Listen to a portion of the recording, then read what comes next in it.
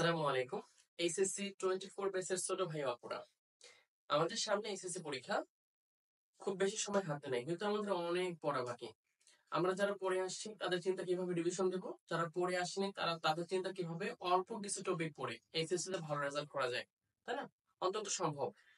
অল্প কিছু টপিক পড়ে এইচএসসি তে ভালো রেজাল্ট করা ভাইয়া সম্ভব, কারণ এইচএসসি যে সিকিউ প্রশ্নগুলো আসে এগুলো ভেরি ভেরি সিলেক্টিভ কিছু টপিক থেকে প্রশ্ন আসে। একেবারে সিলেক্টিভ টপিক। প্রত্যেকটা বোর্ডে প্রায় একই ধরনের প্রশ্ন হয়। প্রত্যেক বোর্ডে মানে একই ধরনের বলতে প্রশ্ন ধরনটা ভিন্ন হতে পারে, কিন্তু একই টপিক থেকে প্রশ্ন হয়। অল্প কিছু টপিক ঘুরে ফিরে, তাই না? তুমি যদি 4-5 বছরের প্রশ্ন অ্যানালাইসিস করো, তাহলে তুমি খুব ভালো করে বুঝতে পারবে যে কোন কোন টপিক থেকে প্রশ্ন হয়। ওকে, তুমি তো ছোট মানুষ, তুমি হয়তো বুঝবা না যে আসলে, বা বুঝলেও কনফিডেন্ট পাবা না যে আসলে এই টপিক থেকে হয় কিনা। এই জন্যই আমার একটা শর্ট সাজেশন থাকবে। যারা আমরা এইচএসসি পরীক্ষা দিব এইচএসসি এর জন্য, আর যারা এইচএসসি 25 বেজ আছে সামনে এয়ার চেঞ্জ পরীক্ষা তাদের জন্য। ওকে, বায়োলজির প্রথম পত্র যে 7টা অধ্যায় আমরা পড়বো শর্ট সিলেবাসে, সেই 7টা অধ্যায় থেকে কি কি টপিক থেকে বারবার সিকিউ হয়, মানে তোমার কি কি টপিক পড়া তোমার জন্য সেফ, একই সাথে খুব ভালো রেজাল্ট করার জন্য। ওকে, আমরা প্রথম অধ্যায় দিয়ে শুরু করবো। বোটানির প্রথম অধ্যায় থেকে শুরু হয় কোষ ও এর গঠন। কোষের গঠন অধ্যায়টা অনেক বড়, কিন্তু হাতে কোনো কয়েকটা টপিক থেকে বারবার সিকিউ প্রশ্ন হয়। এখানে এমসিকিউ প্রশ্ন করার অনেক জায়গা আছে, কিন্তু সিকিউ টপিক কোন কোন অংশ থেকে হয় দেখো তো ভাই। কোষ প্রাচীর শুরুতে আছে, কোষ প্রাচীর। এই কোষ প্রাচীর থেকে প্রশ্ন আসে, কিভাবে আসবে? কোষ প্রাচীরের ভৌত গঠন, কোষ প্রাচীরের রাসায়নিক গঠন ব্যাখ্যা করো, অথবা কোষ প্রাচীরের সূক্ষ্ম গঠন ব্যাখ্যা করো। কোষ ঝিল্লি থেকে একটা প্রশ্ন বারবার আসে, সেটা হচ্ছে ফ্লুইড মোজাইক মডেল। তুমি দেখার পরে আসো মাইটোকন্ড্রিয়া, ক্লোরোপ্লাস্ট। মাইটোকন্ড্রিয়া, ক্লোরোপ্লাস্ট এমন টপিক, এখানে তোমার সবকিছু পড়া লাগবে। মাইটোকন্ড্রিয়ার সবকিছু, গঠন, কাজ, গুরুত্ব, ক্লোরোপ্লাস্ট গঠন, কাজ, গুরুত্ব, মাইটোকন্ড্রিয়া, ক্লোরোপ্লাস্ট, এই দুটো কি কি সাদৃশ্য আছে, কি কি বৈসাদৃশ্য আছে, তোমরা এটা জানা লাগবে। তারপরে আসবে ডিএনএ ও আরএনএ। ডিএনএ আরএনএ সম্পর্কে তোমার সবকিছু পড়া লাগবে। যেমন ডিএনএ ভৌত রাসায়নিক গঠন, DNA double helix model, RNA প্রকারভেদ। তারপর তুমি পড়া লাগবে এখানে ডিএনএ ও আরএনএ পার্থক্য। এগুলো একটা প্রশ্ন। তাহলে দেখো এখান থেকে বারবার আসবে তোমাদের। যারা এই কয়েকটা টপিকে সিলেক্ট করার পরে ভয় থাকবে যে আমার মনে হয় আর একটু পড়া দরকার, এই ভয়টা তো সবারই করে। আমাদের মনে হয় এমনটাই যে আমি যেটা পড়বো না প্রশ্ন আসলে সেখান থেকে আসবে, বা তুমি যেটা বাদ দিতে চাও তোমার কাছে কেন যেটা মনে হবে এবার প্রশ্নটা মনে হয় এখান থেকে আসবে। আমাদের দুর্বলতা সবারই থাকে। তারপরে যারা চাচ্ছ যে এর বাইরে কিছু করবো, তাহলে অবশ্যই রাইবোজোমের গঠনটা আর ডিএনএ ট্রান্সক্রিপশন ট্রান্সলেশন দুটো প্রসেস। ওকে, ডিএনএ প্রতিলিপন, ট্রান্সক্রিপশন, ট্রান্সলেশন, এই তিনটা জিনিস আমরা দেখতে পারি এক্সট্রা, চাইলে দেখতে পারি, নাহলে খুব বেশি গুরুত্বপূর্ণ না।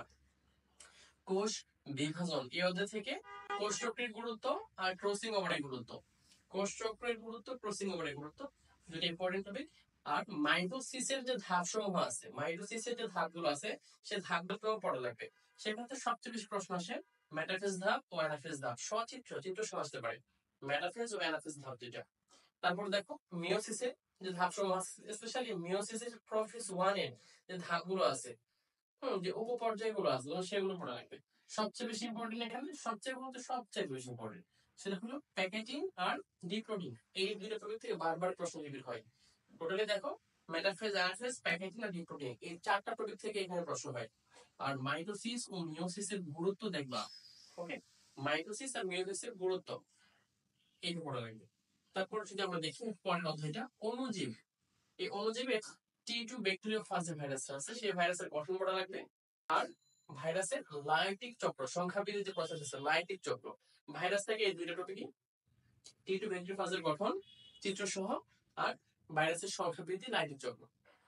একটি আদর্শ ব্যাকটেরিয়ামের গঠন চিত্র সহ পড়া লাগবে, একটি আদর্শ ব্যাকটেরিয়ামের গঠন বারবার এটা আসে।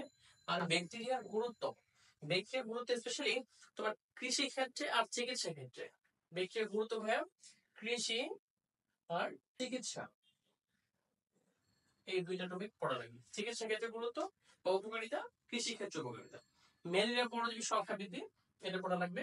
আর মশকি নিধন, তুমি কিভাবে মশক ধ্বংস করবা, বা এখান থেকে অনুজীব থেকে ডেঙ্গু আর ম্যালেরিয়া, উদ্দীপক নরমালি এমন থাকবে ডেঙ্গুর সাথে ম্যালেরিয়া, তোমার কি কি পার্থক্য আছে ডেঙ্গু আর ম্যালেরিয়া, এটা আমার দেখা লাগতে পারে।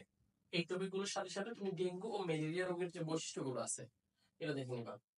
তারপর দেখি আমরা সপ্তম অধ্যায় নগ্নবীজি ও আবৃতবীজি। এখান থেকে কি প্রশ্নগুলো আসতে পারে বা কি টাইপের প্রশ্ন আসে? দেখো, নগ্নবীজি ও আবৃতবীজি এই দুইটা উদ্ভিদের যে বৈশিষ্ট্য আছে সেই বৈশিষ্ট্যের তুলনা। ওকে, সাইকাসের কোরালয়েড মূল খ নম্বর আসে, গ নম্বর আসে। সাইকাসের কোরালয়েড মূল সম্পর্কে তো জানা লাগবে, কেন কোরালয়েড হয়েছে, কি কি বৈশিষ্ট্য আছে, কি কারণ হইলো, কোন কোন সায়ানোব্যাকটেরিয়ার জন্য দায়ী, এগুলো। নগ্নবীজি আবৃতবীজি অধ্যায়ের সবচাইতে ইম্পর্টেন্ট যে টপিক দুটো সেটা হলো পোয়াসি ও মালভেসি গুঞ্জ। পোয়াসি ও মালভেসি গুঞ্জের শনাক্তকারী বৈশিষ্ট্য থেকে বারবার প্রশ্ন আসে এবং অনেক সময় এদের গুরুত্ব জানতে চাওয়া হয়। যেমন পোয়াসি ও মালভেসি গুঞ্জের গুরুত্ব বা পোয়াসি গুঞ্জের গুরুত্ব আলোচনা করো, মালভেসি গুঞ্জের গুরুত্ব আলোচনা করো। এটা আরেকটা প্রশ্ন আসতে দেখা যায়, সেটা হলো জবা ফুলের পুষ্প সংকেত। এটা প্রশ্ন আসতে পারে, যদি প্রশ্ন না আসে তাহলে উদ্দীপকে দেওয়া থাকবে এই জবা ফুলের পুষ্প সংকেতটা, সেখান থেকে তোমার মালভেসি গুঞ্জের শনাক্তকারী বৈশিষ্ট্য যেতে পারে, গুরুত্ব চাইতে পারে। ওকে, তার মানে এই কয়েকটা টপিক সম্পর্কে তোমার খুব ভালো ধারণা থাকা লাগবে। তারপর আমরা যদি আসি টিস্যু ও টিস্যুতন্ত্র, অনেক ছোট একটা অধ্যায়। এই অধ্যায়ে তুমি দেখো ভাজক টিস্যুর শ্রেণী বিভাগ অধ্যায় শুরুতেই আছে। ভাজক টিস্যুর বৈশিষ্ট্যগুলো তুমি এমনিতেই পারবা, তারপর দেখে নেওয়ার চেষ্টা করো। ভাজক টিস্যুর শ্রেণী বিভাগ, এখান থেকে প্রশ্ন আসতে পারে ছক আকারে লিখো, টোটাল শ্রেণী বিভাগে যেতে পারে 4 ভাগে ভাগ করা হয় না, মানে 4টা বৈশিষ্ট্যের উপর ভিত্তি করে প্রত্যেকটা 3 ভাগে ভাগ করা হয়। ভাজক টিস্যুর শ্রেণী বিভাগ সবচেয়ে বেশি ইম্পর্টেন্ট কাজ ও অবস্থান অনুসারে। ভাজক টিস্যুর শ্রেণী বিভাগ কাজ আর অবস্থান, কাজ অবস্থান এই দুইটা। তারপর তুমি দেখো ভাস্কুলার ভান্ডার পড়া লাগবে। এই অধ্যায়ের ভাস্কুলার ভান্ডার পড়া লাগবে। পড়ি ওদের ভাস্কুলার ভান্ডার কি, মূলের কেমন হয়, কাণ্ডের কেমন, পরে মুক্ত সমপার্শ্বীয়, বদ্ধ সমপার্শ্বীয়, এই ভাস্কুলার ভান্ডার ব্যাখ্যা করতে, মানে চিত্র থেকে ব্যাখ্যা করা লাগতে পারে, অথবা চিত্র আর্ট করে বোঝানো লাগতে পারে ভাস্কুলার ভান্ডারটা। একবীজপত্রী উদ্ভিদের মূল ও কাণ্ডের অন্তর্গঠন, ভেরি ভেরি ইম্পর্টেন্ট ভাই। একবীজপত্রী উদ্ভিদের মূল ও কাণ্ডের অন্তর্গঠন, এটা বারবার আসে। অর্থাৎ এই অধ্যায়ের যে প্রশ্নগুলো, এখান থেকে যদি প্রশ্ন আসে তাহলে এই 3টা টপিক থেকে আসবে, ভাস্কুলার ভাজক টিস্যু শ্রেণী বিভাগ, ভাস্কুলার ভান্ডার, আর একবীজপত্রী উদ্ভিদের মূল ও কাণ্ডের অন্তর্গঠন। মূলের আসতে পারে অথবা কাণ্ডের আসতে পারে, দুইটা একই সাথে না, একই সাথে আসলে গড় হয়তো দিতে পারে। ওকে, মূল ও কাণ্ডের অন্তর্গঠন পার্থক্য আকারে আসতে পারে, সাদৃশ্য আসতে পারে, বা জাস্ট মূলের অন্তর্গঠন বলো, চিত্র আকারে দেখো, কাণ্ডের অন্তর্গঠন, এটা হতে পারে। উদ্ভিদ শারীরিক তত্ত্ব মেসিভ একটা অধ্যায় ভাইয়া, অনেক বেশি গুরুত্বপূর্ণ। আমরা একটা ভুল করে এখানে সবাই, সবাই না আসলে অনেকেই, ভুলটা কেমন, আমরা চিন্তা করি যে অল্প কিছু, এখানে সাপোজ 7টা অধ্যায়, তাহলে আমি একটা অধ্যায় বাদ দিয়ে বাকি 6টা খুব ভালো করে পড়বো, পরীক্ষা খুব ভালো করে সম্ভব। ভাই একটা ধোকা হলো, এটা আমাদের আসলে ধোকা। এখান থেকে দুইটা দুইটা সিলেকশন নরমালি আসে, উদ্ভিদ শারীরিক থেকে সিকিউ। ইভেন তোমার এমসিকিউ প্রশ্ন এখানে অনেক আসে, একটা অধ্যায়, এত বড় একটা অধ্যায় বাদ দেওয়ার কোনো সুযোগ নেই। ওকে, গত বছর আগের বছর এই অধ্যায় থেকে মেডিকেলে 6টা প্রশ্ন আসছে। তার মানে এখন যদি তুমি নাও পড়ো, এখন যদি তুমি স্কিপও করো, অ্যাডমিশনের জন্য তো পড়া লাগবেই। তো এখন একটু কষ্ট করে পড়ে নাও, অল্প কয়েকটা তো লিখবে, খুব বেশি না। যেমন দেখো, শুরুতেই আছে খনিজ লবণ পরিশোষণ, এখান থেকে প্রশ্ন আসতে পারে। খনিজ লবণ পরিশোষণ, অনেকগুলো তো মতবাদ আছে, কোন মতবাদ পড়বো? একটি অবশ্যই, যদি স্পেসিফিক কিছু না বলে তাহলে কি কোন মতবাদ আলোচনা করবো আমরা? আধুনিক মতবাদ, এটা খুব আধুনিক মতবাদ। তারপরে দেখো তো পত্ররন্ধ্রের গঠন, এটা খুব ভেরি ইম্পর্টেন্ট। পত্ররন্ধ্র থেকে পত্ররন্ধ্রের গঠন আর পত্ররন্ধ্র কিভাবে খোলা হয়, কিভাবে বন্ধ হয়, বা আসতে পারে তোমার ব্লু লাইটের কি ভূমিকা আছে পত্ররন্ধ্র খোলা বন্ধ দেয় না, আয়নের কোন আয়নের কি ভূমিকা আছে সেটা। তারপর যদি তুমি আসো সালোক সংশ্লেষণ থেকে কি আসতে পারে, এখানে আবার C3 চক্র, C4 চক্র, তুমি বইয়ে দেখো ভাইয়া, C3 চক্র, C4 চক্র আর গ্লাইকোলাইসিস, এই 3টা টপিকেরই একটা শুরু একটা বিক্রিয়ার চার্ট দেওয়া আছে, তো চারটা মুখস্থ করা লাগবে। C3 C4 আর গ্লাইকোলাইসিস, এই পর্যায়গুলো বা এই বিক্রিয়াগুলো যে চারটা দেওয়া আছে, এই চারটাই পড়া লাগবে। পরীক্ষায় স্পষ্ট করে 4 বা 6 আকারে চাই, ঠিক আছে। আর সালোক সংশ্লেষণের গুরুত্ব জানা লাগবে, সালোক সংশ্লেষণের কি গুরুত্ব আছে জীবজগতের উপর, মানুষের উপর কি গুরুত্ব, কি ভূমিকা। তারপরে সালোক সংশ্লেষণ প্রক্রিয়ায় অক্সিজেন যে উৎপন্ন হয়, সে অক্সিজেনের উৎস কি?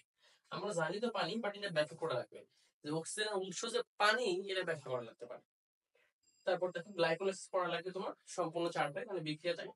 আর সবাত শ্বসন প্রক্রিয়ায়, গ্লাইকোলাইসিস তো শ্বসনের পর্যায়ে, এটা দেখো সবাত শ্বসন প্রক্রিয়ায় উৎপন্ন যে এটিপি হয় তার হিসাব, একটা ছক দেওয়া আছে বই দেখবা। সমাত শ্বসন প্রক্রিয়ায় এটিপি উৎপাদনের যে একটা ছক বা হিসাব দেওয়া আছে এটা করা লাগে, ওই ছকটা খুব মানে ওই ছকে যায় পরীক্ষায়। তারপরে আসে অবাধ শ্বসন।